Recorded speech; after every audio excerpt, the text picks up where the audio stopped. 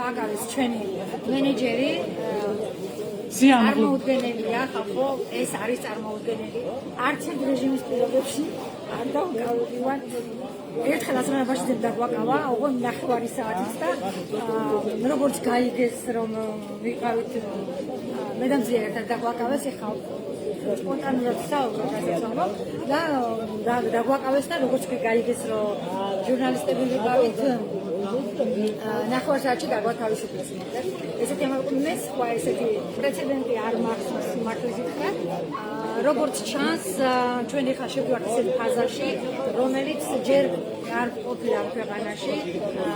ეს არის ის, რასაც ვთქვით რუსულ მედიაში, რასაც ხედავთ ვისმენთ ჩვენი რუსი კოლეგებისგან, როგორ იდევნებოდნენ, როგორ ახშობდნენ ყველაფერს, რაც შეიძლება იყოს თავისუფლებასთან ასოცირებული და ჩვენ ამ რეჟიმში სავარაუდოდ ცხოვრების გაგრძელება მეტი არ შემიძლია, ალბათ უნდა გავიგოთ რა მუხლით არის დაკავებული, ადმინისტრაციულით არის იმედია და არ განუმარტავთ.